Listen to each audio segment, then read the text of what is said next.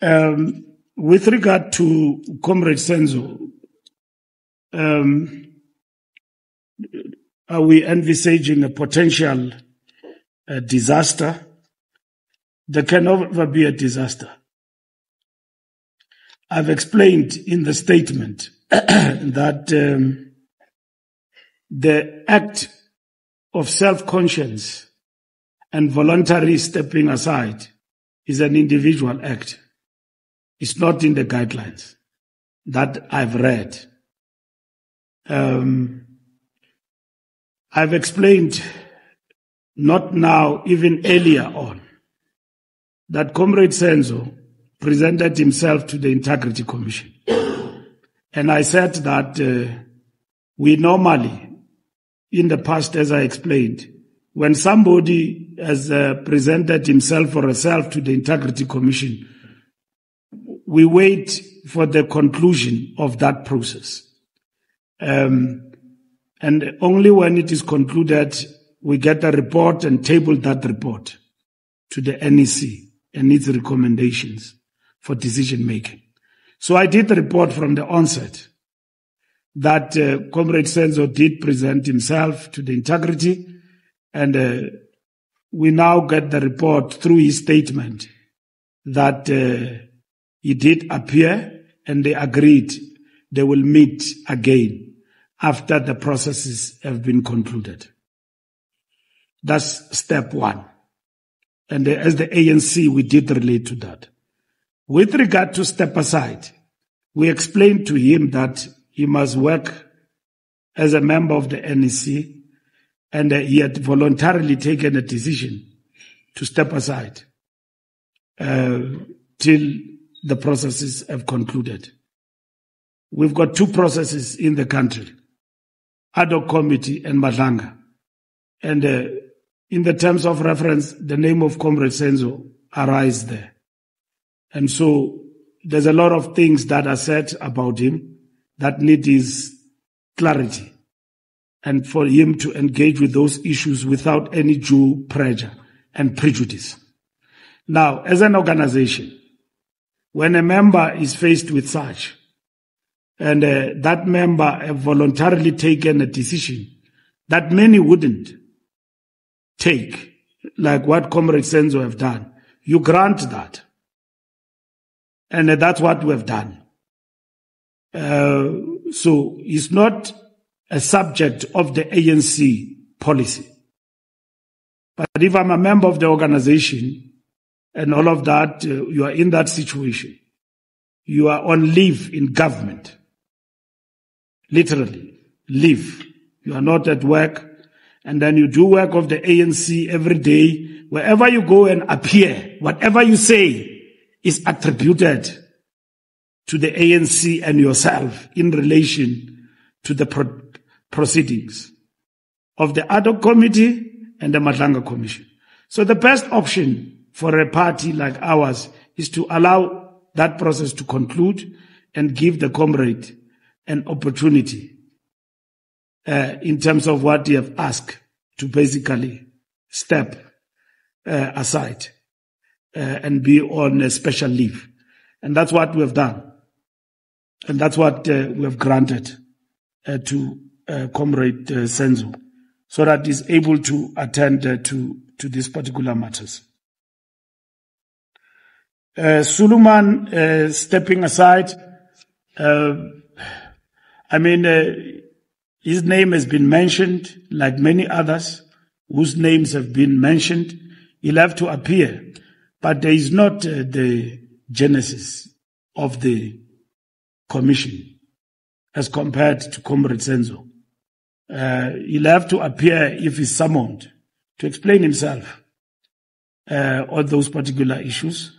And when judgment is passed, the commission conclude on its report, depending on what it says about such people in the commission. Like we said from the onset, the ANC will act informed by its own policies and prescripts in how you deal with matters of integrity. But such individuals too must ask to appear before the Integrity Commission and present themselves and explain themselves on these activities, because they are members of the ANC. A person who's not a member, who's mentioned by the commission, we've got nothing to do. Who's an associate member of members, like Brian Mukhodzi. He's an associate member of members. There's nothing we can answer there. He must answer for himself in the commission. And I don't think Integrity Commission has got anything to do with such characters. So they must answer for themselves in the commission and everywhere else. In our records, they are not members of the ANC. Suleiman is a member of the ANC. He's a treasurer of the ANC. In Nakamudiri Mulema. So he knows what he needs to do as a member of the ANC. The cop who's implicated, we have explained, there are many characters like this. And this is not a new revelation. People have abused the name of the ANC for the longest of time. You do have komtsotsis in our struggle and in our organization. And our organization is highly infiltrated by questionable individuals, self-serving, of no consequence. Like this. Wearing ANC regalia, doing and implicated in wrongdoing. They must answer for themselves. So this cop is not a member of the ANC. Even if he can wear the regalia of the ANC, it would have been good if he wears the ANC regalia like many, for good reasons. That is the party I identify with in his private space. But for all the things that they are implicated in, our movement cannot be associated with that. So I want to explain to you that many characters like this, there are many. You'll find them. Because the ANC is a big political party. And others didn't come here to serve the people. They've come here for opportunities. That if you associate with this leader who is deployed in this position or this individual, it will get me the things that I want. Prestige, it will get me wealth, it will get me tenders, and that is it. Then they misuse the name of the organization. The organization have got nothing to do with criminals who are implicated in wrongdoing. And we draw the line with regard to that. We draw the line. There are people who are practicing corruption in the civil service. If you read the Babita report, you will see management of the hospital implicated in corruption. There's no ANC person there. It's people who are working in management of supply chain of the hospital, linking up with all the implicated individuals who have been mentioned, who are wealthy, have got the resources, have got money, and are associated with the African National Congress. And the ANC have got nothing to do with those people. You will see that in the civil service, even in government, where people in the supply chain are basically doing as they wish and doing corruption. They even, some of them call themselves bigger names, cartels and all of that. It's fun going around the country. And they associate their activities with the ANC. That has got nothing to do with the ANC.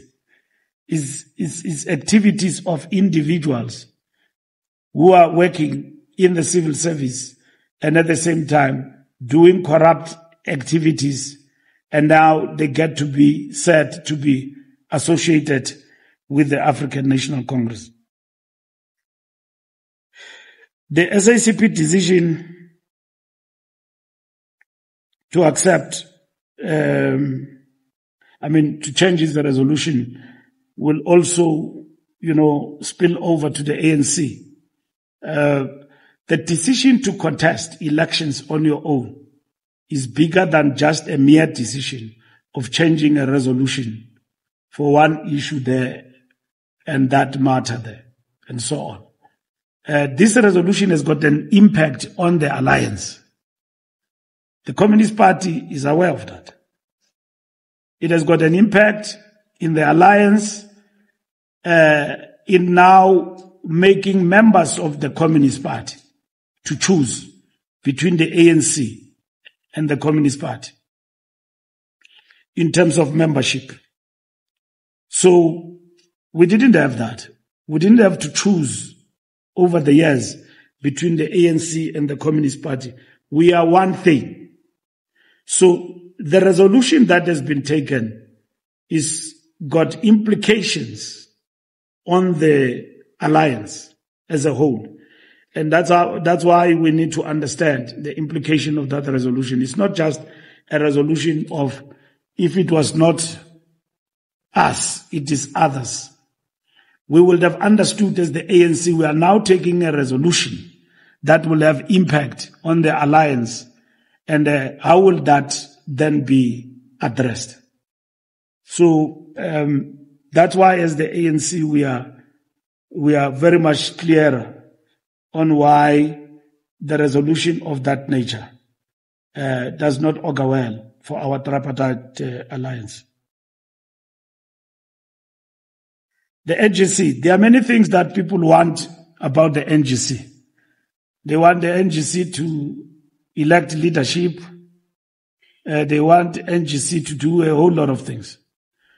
Members of the ANC, if they don't want the NEC, they can petition the organization and do that. The NGC we are going to, it's not the NGC where we are going to be entertaining matters of leadership. We are going to be entertaining, strengthening the African National Congress to come back and win the majority in the elections that we are approaching. People who are concerned about leadership issues do not really understand and appreciate the moment we are in.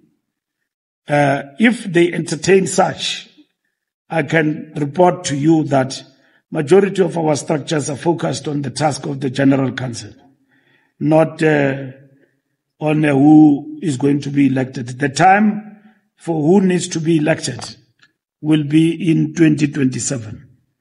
The General Council will consolidate unity of the ANC, get the midterm report, and then make proposals for the future in terms of what we need to strengthen as an organization going forward. Lastly, what is the party acceding to in terms of News 24, Senzo's request? And why now? I think I've explained that particular question thoroughly. There's nothing wrong about the decision that Comrade Senzo have actually taken. You have not retracted that decision. That decision stands. And every process is not in a state of, it's not static. It's in a state of motion. And the situation around us is fluid. It changes every day. It's what is called a dialectical process. So where we were last week, we are not there today. What could have obtained at that time will not happen now. We now know what the burden it carries for him to do ANC work whilst faced with these allegations. Because the allegations go to him that he deals with cartel, he's been absorbed by cartels, and he's working with tsotsis, he's surrounded by tsotsis, he's surrounded by questionable characters. Over and above, the state is corrupted. So is corrupted from judiciary to prosecutors. Those are the allegations that we are probing as it stands now. And the Comrade Senzo have started at the ad hoc, and now he's going to go to Madlanga. And he has never run away from accounting. He's been there for a couple of days. He's going to be there to answer also to some of the accusations that have been made against him. Further, more down the line. So, how you attend to those, given the material situation now, it means that request must be granted by the organization. Not that it is policy.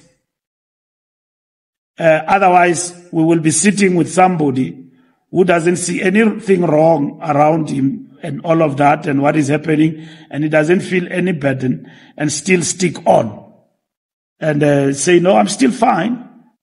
I can go and address a rally. After you address, they say, last week, this is what they said about you at Madlanga. Whatever message, whatever you say, the issue is about you and how you respond. Why you signed the letter, why you did this and all of that. So those are the issues. Now, his membership of the NEC is not taken away. He's not stripped of his membership of the ANC. He, as a comrade and a leader, has taken a decision that given these circumstances, not even circumstances, this leave by the president, I equally believe that I must. And then the NEC and the NWC at that time said, no, you just stay on as a member. But you will understand that it's complicated going forward, more than what would have envisaged from a point of before things started. Practically now, we're no longer dealing with envisaging what's going to happen. We're dealing with the practical situation. Now, I did explain to you, if I have to remind you, when we were at the 9th floor, when I dealt with this matter, and the fact that Senzo had written this letter, when Mawande asked the question.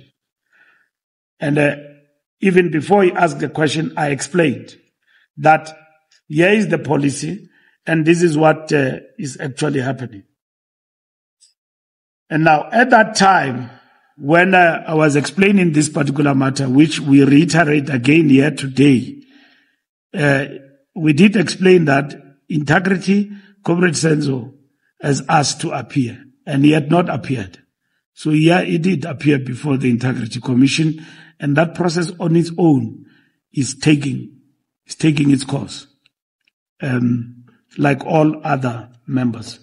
And now, I did explain to you a week before, we did discuss the issues of integrity, and the NEC did reflect on the issue of people stepping aside just on implications. We don't have that rule.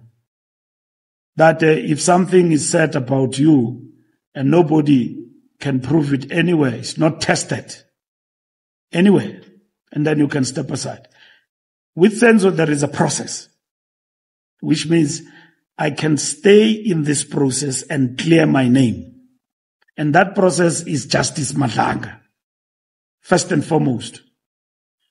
But in this country, you can't just say anything to anyone and it stays.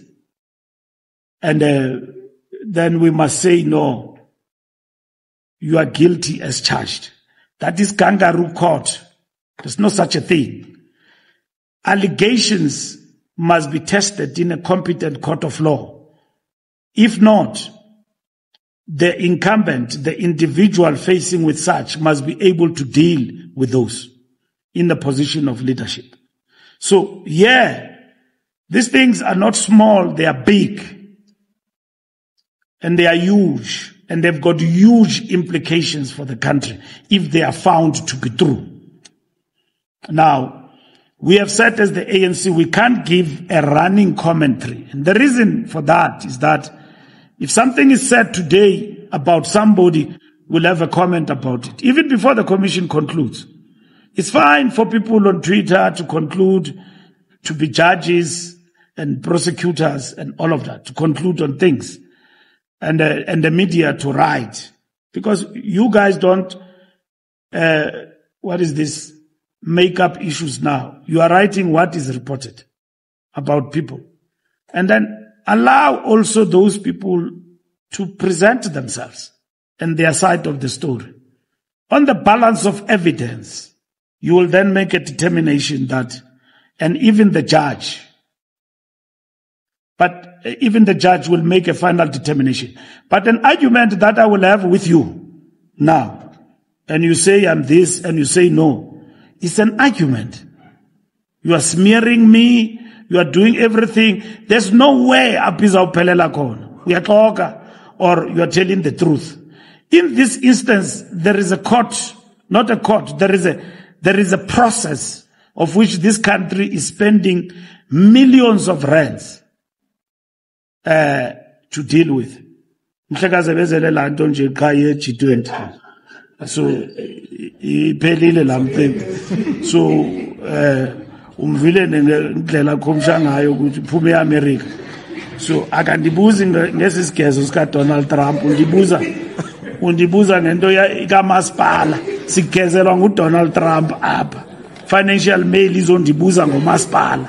Xa gqibileyo uyapakisha uyayeka lesi sigezo salo president wase-America usigezelayo, uyasigezela nge-country yethu, uyayidyopa, ufuna usifake engxakini.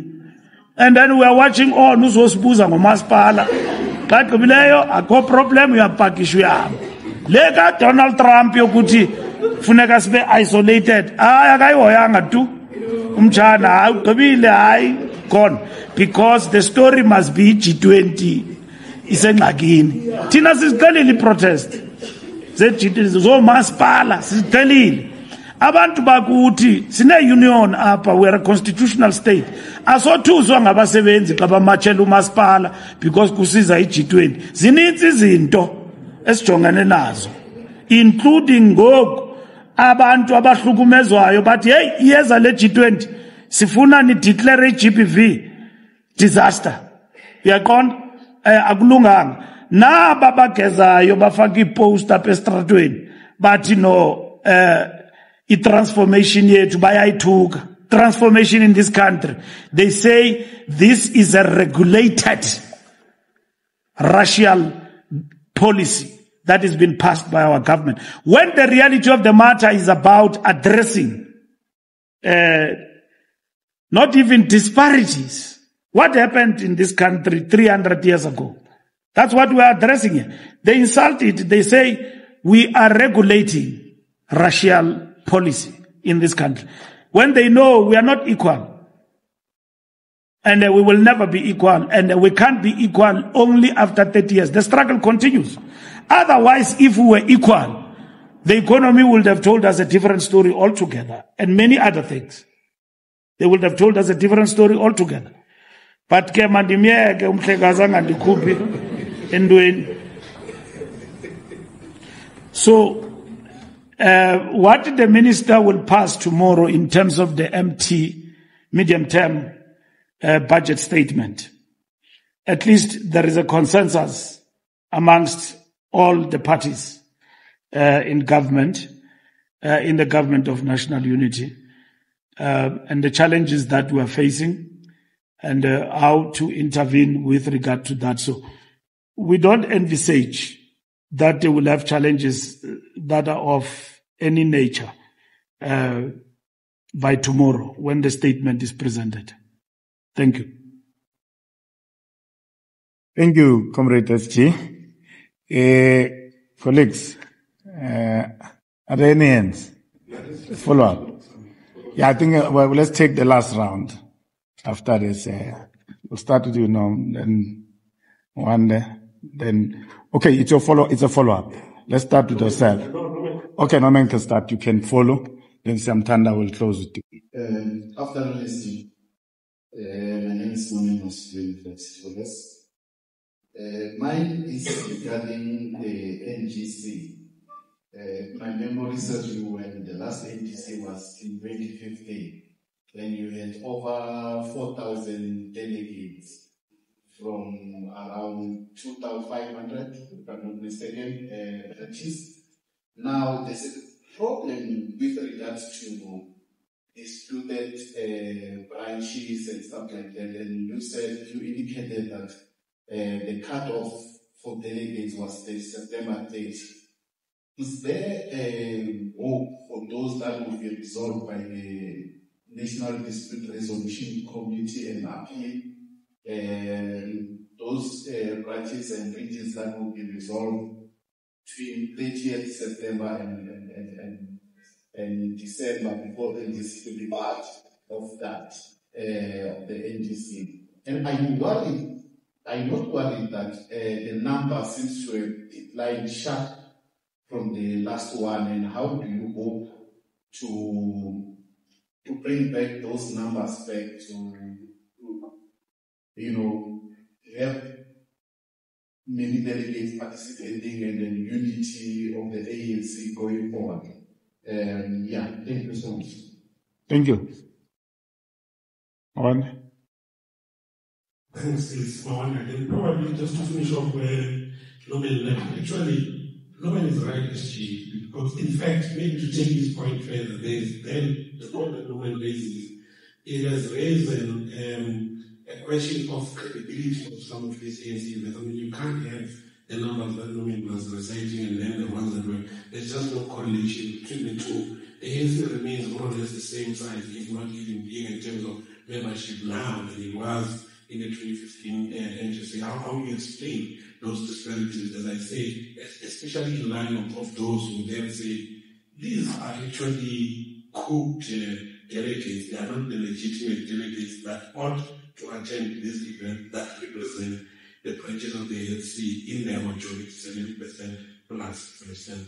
And then there's on the issue of Rasul declining the appointment. Did you not have the conversation with him before? Because this is rather unusual that he declined after being announced publicly. Isn't that the process that you consult people before you appoint them into this situation?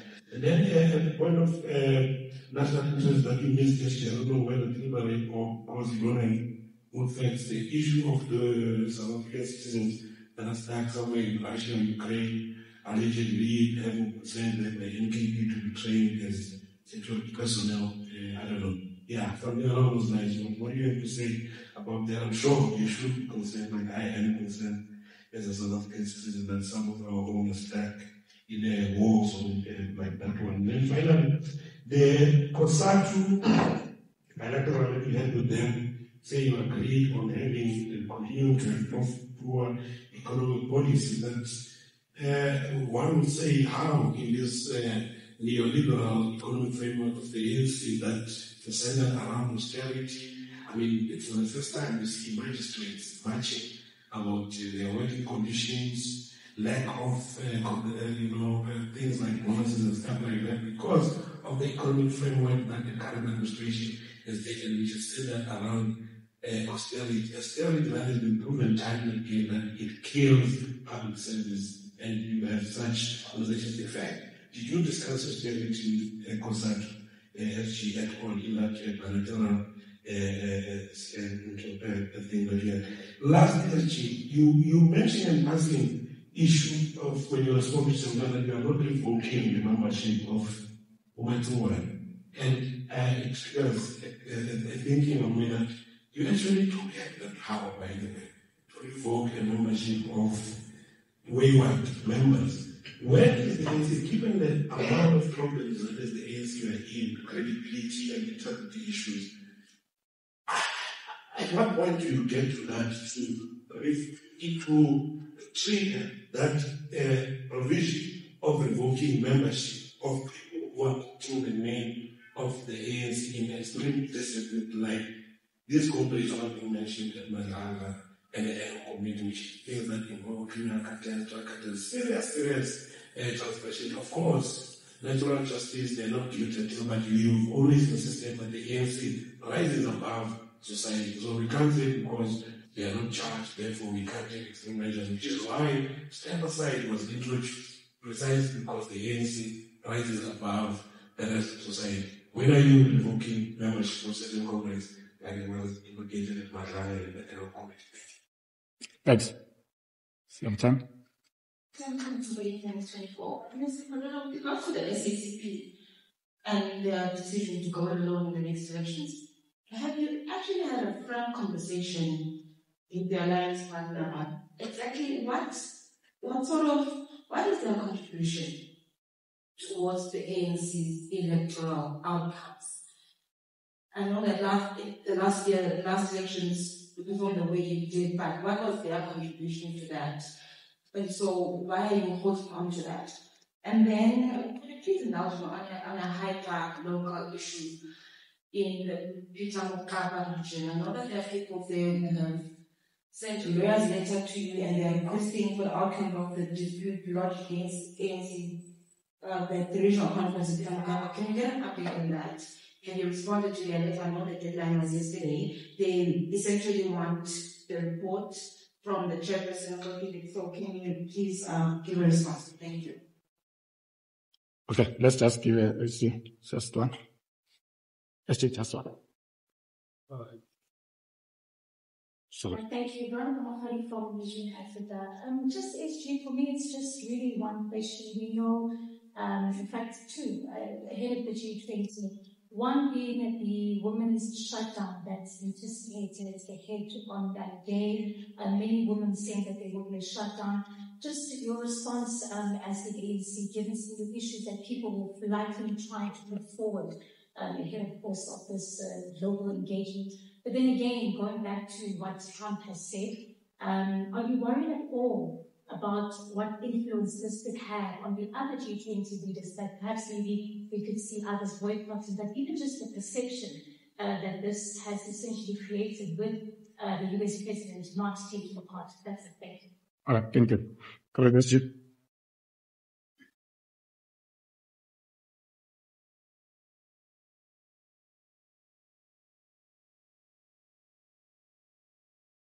Yeah, no, thank you very much for the questions.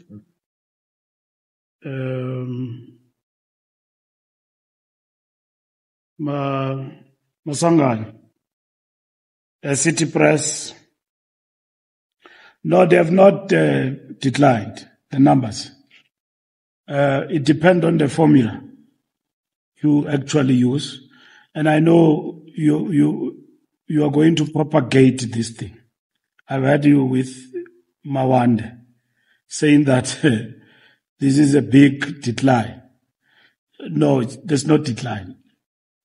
You'll see in our report in terms of membership, it is the model and the formula you actually follow. So we followed more or less the formula of the General Council of 1996.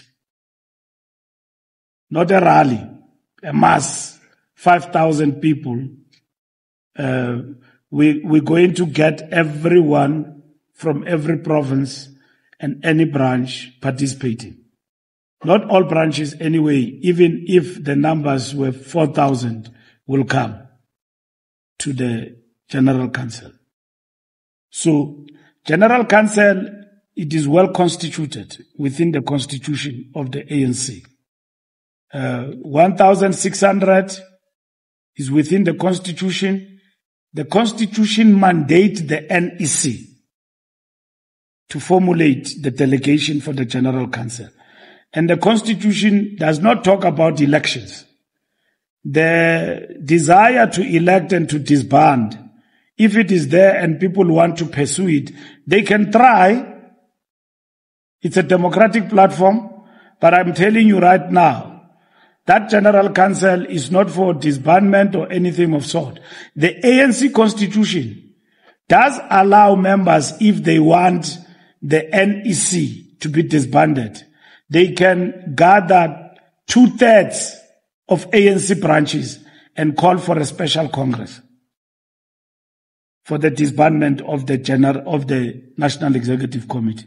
So it's not something that is just done by people who are sleeping on WhatsApp groups and then think that is a branch. No, that's not a branch. WhatsApp group person who propagate the fall of the NEC or who wishes the following. It doesn't happen like that. We are a democratic organization.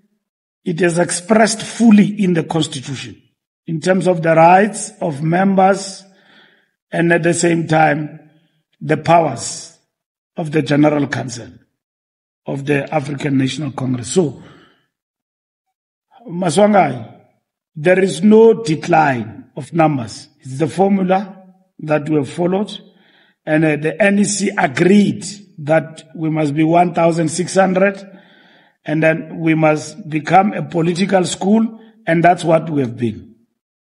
We have taken the discussions to our structures, and this discussion in the base document have been debated, and they are intensifying towards the General Council. We are going to have a General Council like we have never seen, where members are going to come there with proposals of shaping the ANC's hegemony in society as a party that is facing existential crisis, and how we mop up going forward. Also faced with an election, and how do we mop up going forward? We are a year away from the national conference, and before that we'll go through the hurdle of an election. We will have enough time for the conference, including leadership. So the General Council is not a platform of leadership change. It's about policy, continuity, and change. Policy, continuity, and change. That's what this General Council is about. Can I tell you that there are no such intentions? They are there. They speak to you. I see them through your media. They say that Ramaphosa is going to leave. And I saw Pejani for the first time wrote a long article. I was laughing at it. Chief is going where? He will finish his term as the president of the ANC. And as members of the ANC, from where I'm sitting as Secretary General of the ANC, as a leader of our party, we are okay with Ramza, Pula Aine, Ramaphosa. And it will, with our support as a collective. He's not leading alone, he's leading with us. And members now are invited to even make an input in that leadership in the General Council. And there are no holy cows. If there are criticisms members are going to make and they want to pass resolutions, they will do so. We are going to give a midterm report, including how we got 40%. So there's going to be a robust discussion at the level of the General Council, because the National Executive Committee of the ANC will account, which is required by the Constitution. So the idea that we are going there to elect and to call for disbandment and all of that does not arise. Should it arise, it will come from the structures of the organization. But there are people who are spending sleepless nights, even others formed political parties, to undermine this leadership and to erode the power of the ANC among the masses of our people, and because they are not in leadership. They formed parties, and they are proud of those parties. They've relinquished their membership, and then thereafter they are fighting for it.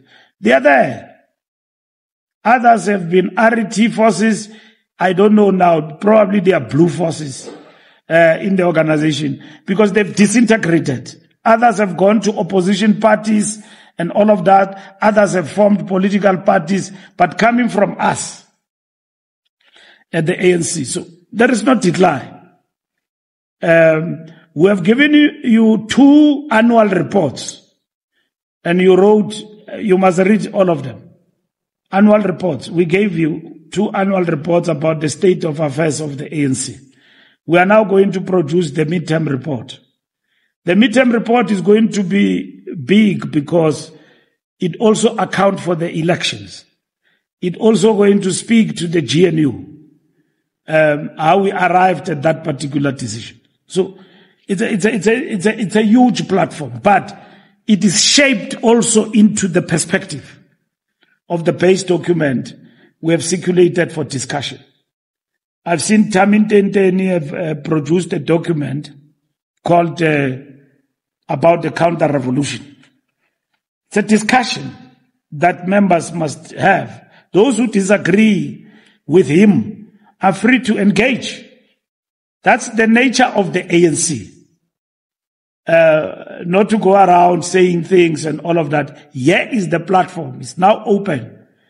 We went to the structures presented. They must pronounce politically their understanding of what is it that is better that the organization in their view could have done than this. The ANC have been here before. In 1990s, in our first Congress, when our unbanning conference, we went to Nazareth. From Nazareth, we went to Natal. The biggest discussion there was about decisions the National Executive Committee had taken under Mandela's leadership, and Oliver Tambo and Sisulu and all of them, in the process of re-establishing the ANC inside the country. In that conference, the process of negotiations, how it started, was a huge debate in the ANC. The process of the armed struggle suspension was a huge debate in the ANC. The process of suspending sanctions. Thabo Mbeki gave us a lecture in that conference. We came there militant that sanctions must be intensified. And he gave us a dialectical lecture for 2 hours in a plenary in Durban, Westville. I was part of that conference. I was there representing the Youth League. By the time he finished speaking, we had changed our mind. That the sanctions, we must call for the suspension of the sanctions.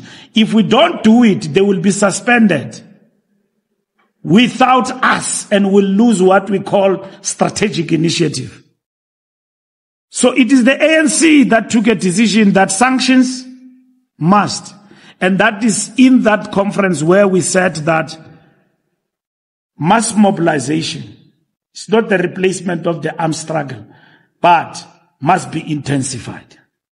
As we now open up a path of a possibility of a negotiated settlement. For the first time, we talked about negotiations from armed seizure of power. All the years, we're singing Songene Pitoli ngeBazooka.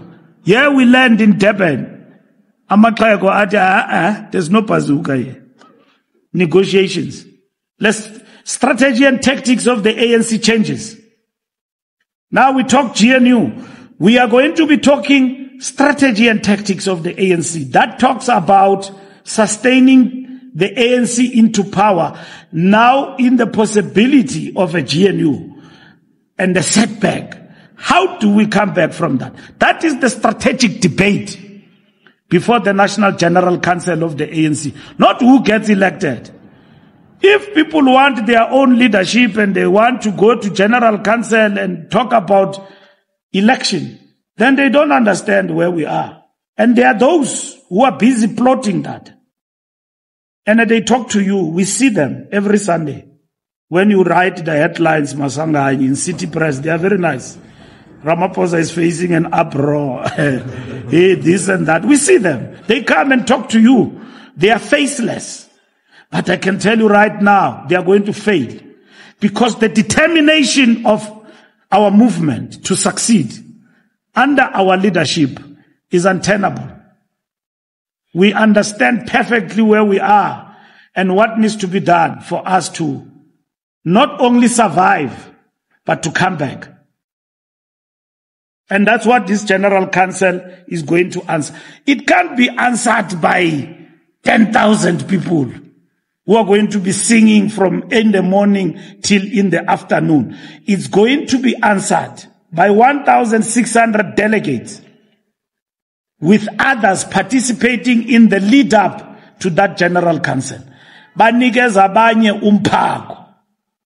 So, this General Council is representative of all our structures across the length and breadth of the country. Mawande, I've answered the question of the numbers.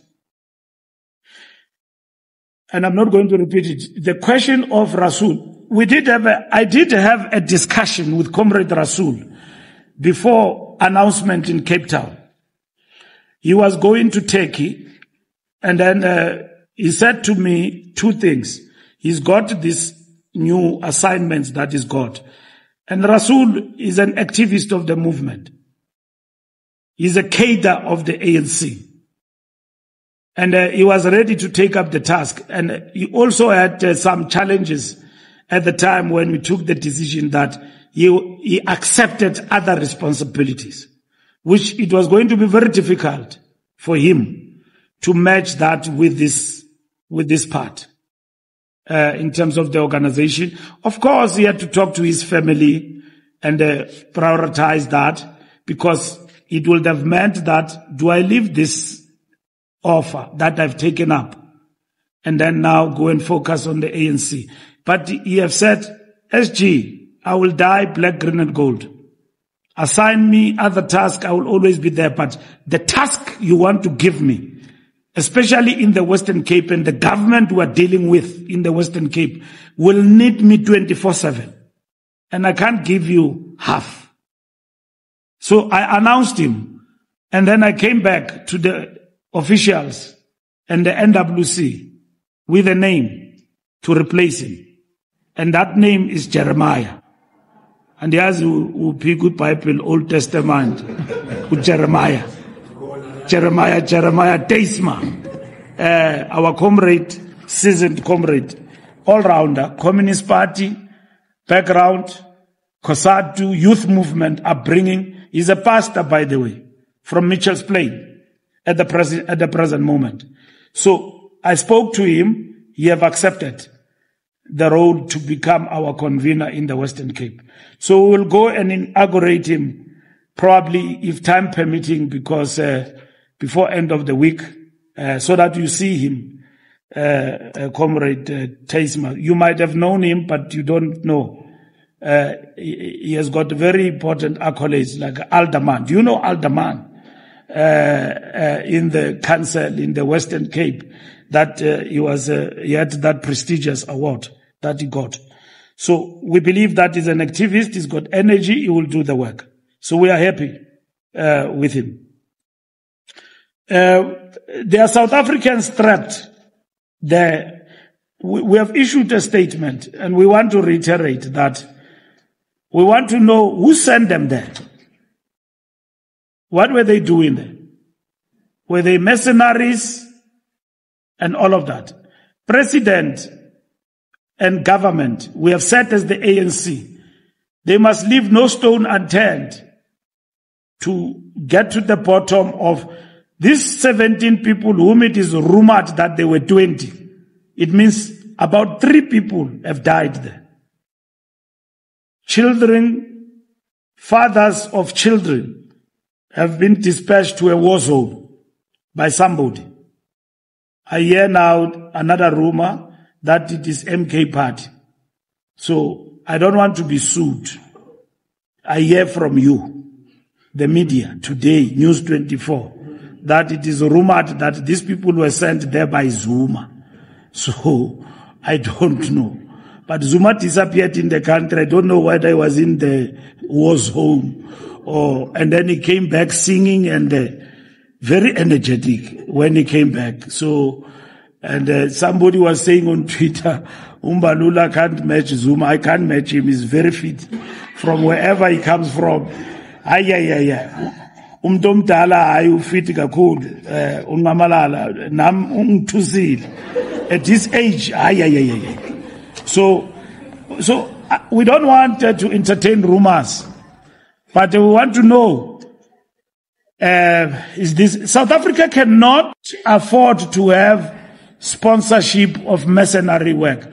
This thing has been happening. Americans come here, poach people, and then give them lots of money, and they go and fight in the war zone in the Middle East and everywhere else. That's what they do.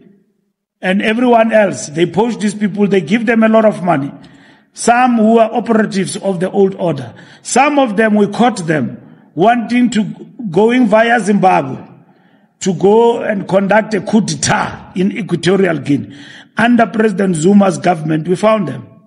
And they were arrested in Zimbabwe, if you remember, and all of that.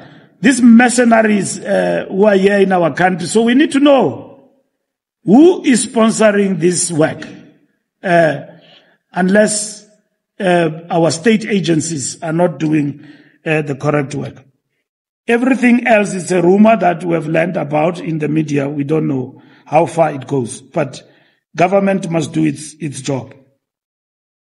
Look, the economy is faced with a number of challenges, and the options that have been taken of austerity and all of that sometimes were meant to cushion us in order to advance. So the extent to which we'll be able to get out of this is something that will tell us in the next coming months and years as to we are turning the corner. I don't want to talk about the 1.3 quarter results in terms of increase, in terms of employment, because we want to see from our side, when you talk about the two biggest issues in the country at the present moment, according to Ipsos, is unemployment, number one, and number two is crime. Those are two biggest issues among South Africans at the present moment. And if the economy is turning and all of that, and we will feel it in your pocket. I know for a fact that to fill up your car now with petrol, it costs not less than 1,000. I know probably you guys are moving on reserve, 20 rand, and all of that and so on. It's called cost of living. Now, what Madiba is coming up with in terms of the medium-term budget is going to make a major intervention in terms of cost of living. Things are not good for ordinary folks in the country. And that is the truth. As much as you see many cars, but petrol, diesel is expensive. You know, and the main essentials are very expensive. So the performance of the economy must be felt by an ordinary man in the street. And that is it. So the attitude of people, in particular the black middle strata today, towards our government and the thorny issue is around this question of the cost of living. And that is why our people, when they see you having a nice time, a big party there, when they are struggling, and you happen to be a politician, they frown upon that. But if everybody was okay, they don't even care about your party. They just pass. But now if you can organize a party, and then you are an ANC person, or a politician, and all of that, people ask themselves, those questions are not just genuine, they are legit. Because government must tighten the belt in the times of this, where people are living, you know, with a shoestring budget in the period of the cost of living. You can't see government and its leadership living large when all of us we've got difficulties in terms of the cost of living. And that these are some of the things that get to be questioned. Revoking of member, you are correct. It has never happened, but we are going to do it now. You are Mbalula somewhere, you are giving us a bad name. The ANC Constitution says the Secretary General, that's what I explained to that chap. I did not even apply the requirement in terms of the Secretary General's role and powers.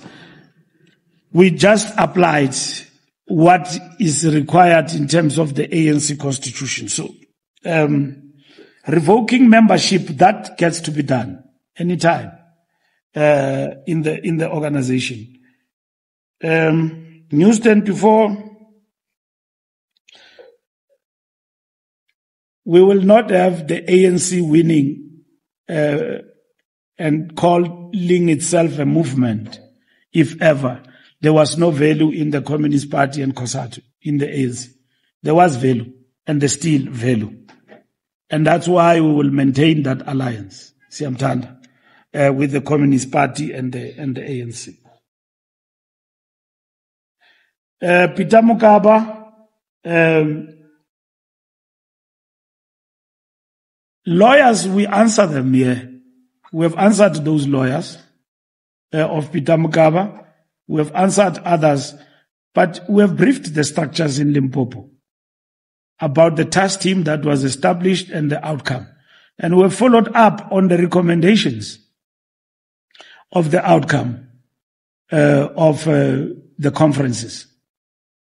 That we have done is done. So there are people who are looking for the report.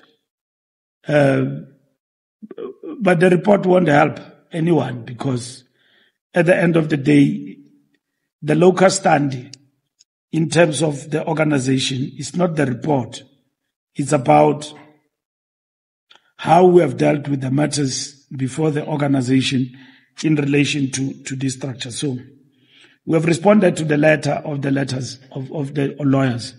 These lawyers who write to us here at Luthuli House, they write and leak to you. So before we even respond to them, we must respond to them and we must respond to the media. So there is no integrity there. So nonetheless, we have responded to them. Newsroom. If you go to the UN, there are protests there every day on different issues, especially during UNGA, United Nations General Assembly. There are protests there. If you go to COP17, you will find that. If COP30, if you come here, there's COP30, you will get protests. So, if people protest with the G20 coming to South Africa for different reasons, there is nothing wrong about that. There is nothing wrong, because the world we live in is not equal. And there will be all sorts of protests that take place all the time. So we must understand that South Africa is a country in which even those who protest for whatever that they protest about, they are allowed to participate, because we are a vibrant constitutional democracy. So here in South Africa, nobody will be killed for protesting during a G20. We've got enough police force and government not to kill people, but to ensure that people, if they want to protest, they are free to do so. But there are things that we will not allow, and the state must not allow, is those who protest with the intention of collapsing things. The democratic state can't allow that. To collapsing government during G20. That G20 is going to make an indelible mark for this country and for changing matters for our economy. And the fact that there will be protests, they should not be muzzled. And the protests I've read about now are those that are inward looking. Inward looking in terms of South Africa. One, GBV is the biggest thing in our country. It needs us. Those people who are coming here, they are coming for the G20 and they are going to depart. GBV is with us. It's our problem as a country, which we must attend to. But there will be others who want to protest for these nations, and leaders will be coming here to highlight the questions of international importance within the global framework of economic setup. And they will come from different backgrounds. Trade unions and everywhere else will be protesting. But South Africans must understand that issues that we are faced with will be resolved by us. So if you protest because you want the world to see that we have a challenge called GBV, at the end of the day, fine and good, but that must be resolved by us. Long after those leaders who are coming here will have left. And we must join the movement of GBV. Women for Change are calling for an intervention of a state of emergency, if I'm not mistaken, or the GBV to be declared a disaster, a national disaster. Those are issues that we need to join because GBV affects us, our families, and everyone else. And there's nothing wrong about that. There's nothing that we should be in conflict about. And it's important that we as the ANC will feel free to join at that particular movement. United States not taking part in the G20. That's the question you ask, Newsroom.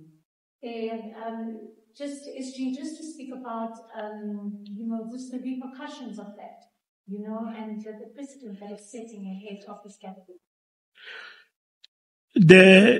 The American administration of Donald Trump not taking part in the G20 is to communicate a message of seeking to punish our country.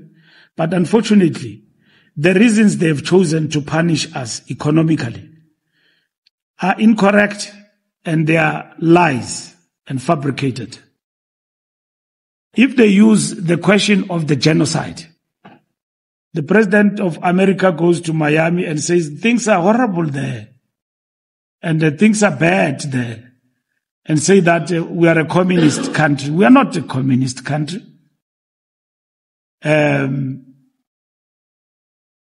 Donald Trump administration has not been straight with us. When President Ramaphosa went there, they raised the issue about the killings in the farms. And then they played a video of Julius Malema. That's where it ended.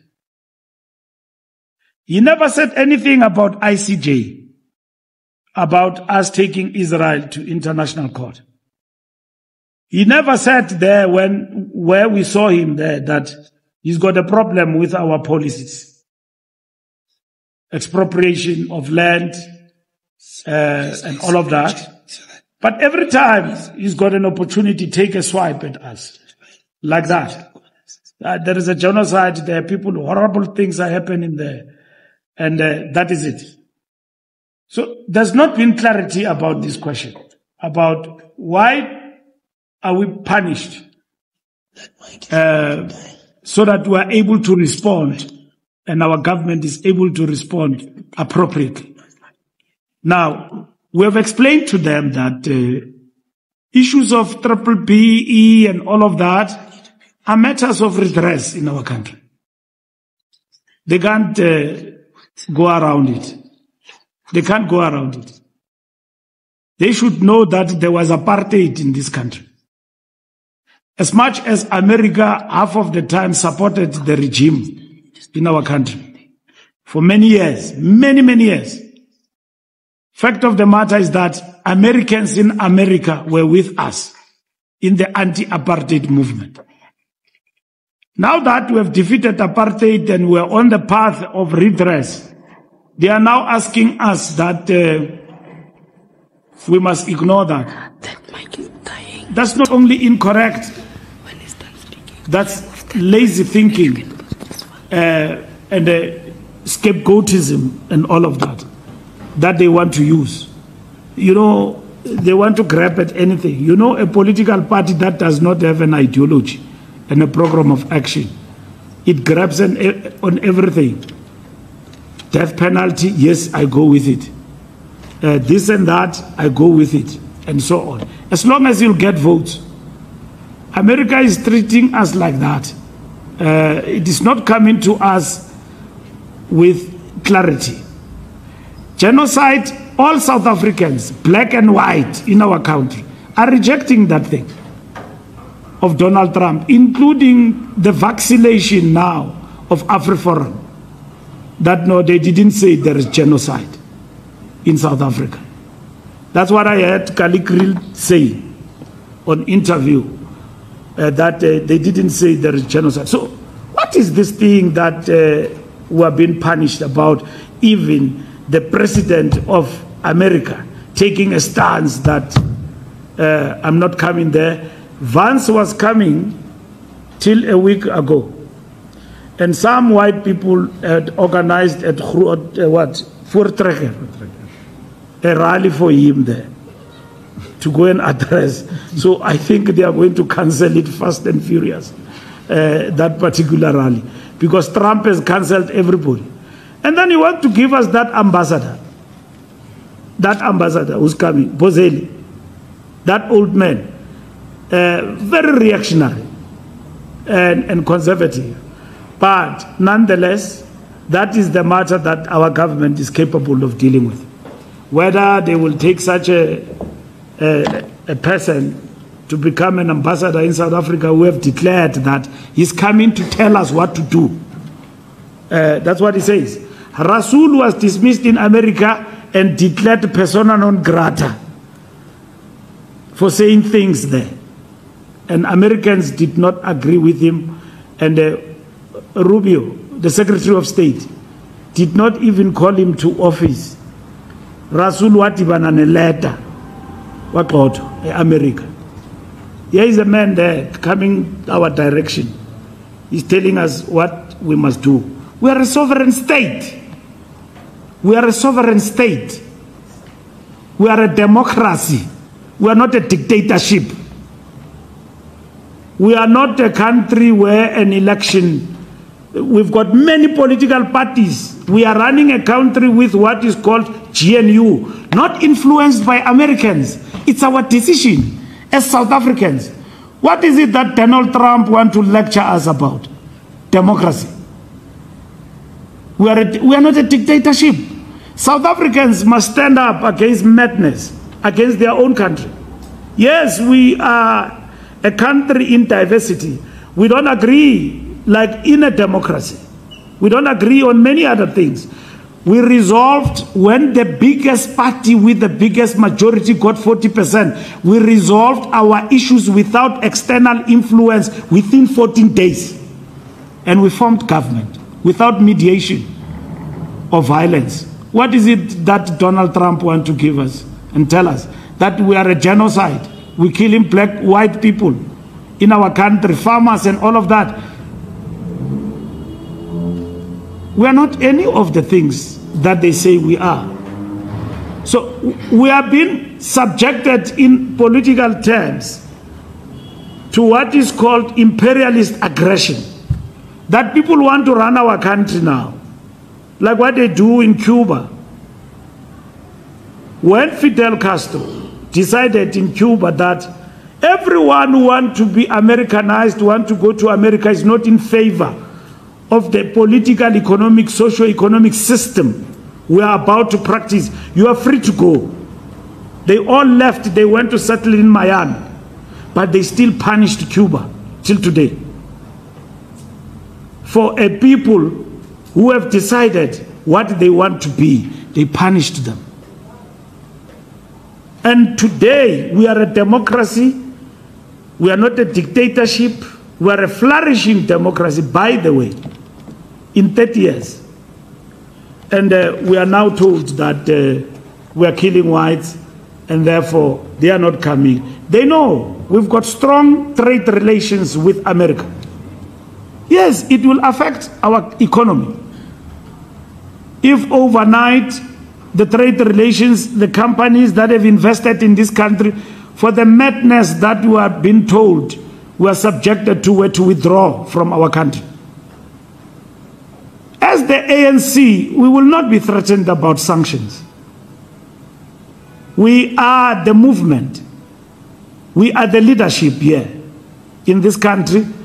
We live in a democracy. To be punished and singled out for economic sanctions by Donald Trump and thinking that we will abandon our ideas because of that. We've been there before. We are ready for that. Because that's why we were formed. If we are to be punished for fighting for redress and social transformation in our country and advancing for equity in our country as the African National Congress, for the reason why we were formed as an organization, let it be in a democracy. And for all those who love our country and our nation, they will never support that, because they know that the ANC for 30 years have led a successful story of a democratic order in this country. It is not perfect. It is not favored by everybody. Even those who went to Australia and New Zealand are regretting why they left on lies. Because the reason why they left, they said, here come the communist Khafar. I met them when I went with the Springboks.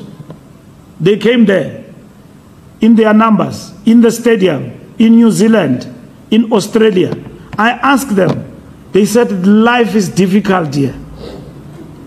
I said, why did you leave? They said, we were fed lies, that here come the communists with long tails and all of that. Nangu Satan is here come the Roy Khafar. They were sold that story. Others were buying groceries and digging them deep 6 feet, tin stuff, that starvation and civil war is coming to this country. Mandela and the ANC led us to a peaceful transition, which they went to call it a miracle. So what is Donald Trump about to tell us about our country? We can't, I mean, you know what? We are South Africa, and that's what we are. Thank you.